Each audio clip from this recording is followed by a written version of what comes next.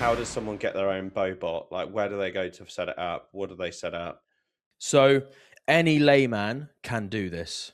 It's really simple. Like it's not simple in that like I wouldn't get my mum to do it. That's probably asking a bit much. All of us boys could do this, no problem. Because the whole thing, you can use another AI to just tell you how to do it.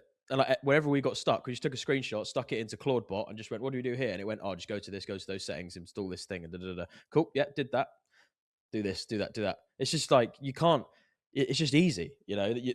All the answers or any stumbling blocks you find in the installation or integration process, you just go and ask Grok or ChatGPT or Claude.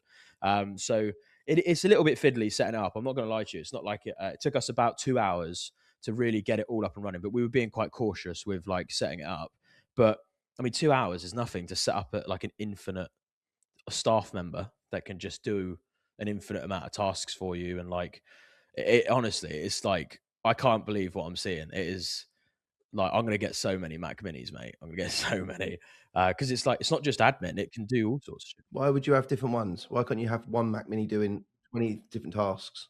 So this is something that we're trying to understand fully. So I can't give you a perfect answer, but what it seems like is your the native bot that we have, so Bobot on the computer can only perform one task at a time.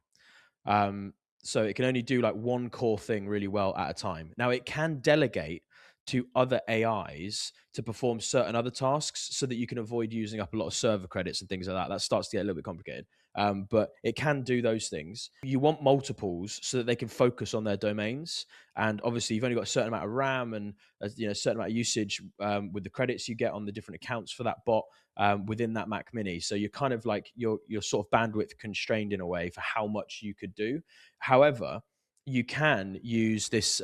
There is an application you can use called Virtual Computers, and the bot, so Bobot, could host say 50 virtual computers, which we've looked at, and we might look to integrate next week. We're just going to learn a few more bits today. And essentially, it could have 50 other agents that it manages that are working in the cloud, but they're slightly constrained to their usage. So it's better to get them to do simple tasks like the basic admin tasks and drafting emails and things like that. But anything where we're building new software or doing something quite compute heavy, we'd probably keep native to the Mac Mini domain so that we're not using so much like credits and compute. So it's a little bit fiddly and it's fully understanding what we do there, but certainly in the limit, if you want more output, you need more Mac Minis. You just need more RAM. Um, and you can silo them in that way. You treat them like a staff member. It's got its own Google account, its own Apple Cloud account, and like all that kind of stuff. Its own phone number. It's going to have today its own phone, just like you would onboarding a staff member. The difference is it's an endless permutation of what tasks you can get this thing to do. So when you buy a SIM card for it, you can't stick the SIM card in the Mac Mini. You have to buy a phone and then link the WhatsApp account to the Mac Mini.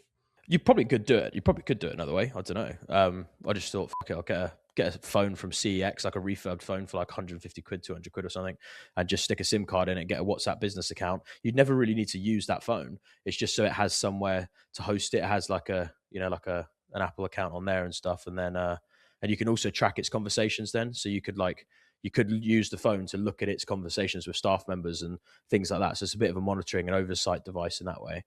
But yeah, mate, honestly, I cannot, like every business owner needs to like just drop anything they're doing right now and just go and figure out how to implement these things because the cost savings, the efficiency gains, the arbitrage is just, it's nuts, mate. Like me and Matt were just looking at it going, what is happening? Like, what is the world now? What does this mean? It's just, you're watching it do shit on the computer flawlessly. For the loft business, right, I can literally set that up as a sales bot. It does every callback. Say within 5 days of sending the quote, I need you to do a quick text, quick WhatsApp, quick email.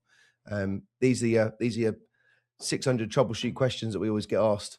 You know, fluff them up, make them more salesy, make them more approachable, make them more scholarly, and just let this thing tick along in the background and literally have a sales team built Yeah. for free. No, I don't know exactly how you operate your on-site guys, but like someone who's there with like almost acting as an ops manager, chasing your guys for sign-offs, reports, and like all that kind of stuff. It understands the critical path, and there's just so much leverage in these toolkits. I've just got so many ideas. I'm going to need so many Mac Minis. But yeah. Anyway, I won't ramble on too much more about it, but it is yeah, it's fucking wild, guys. So I'll keep you updated each podcast on what we're getting up to.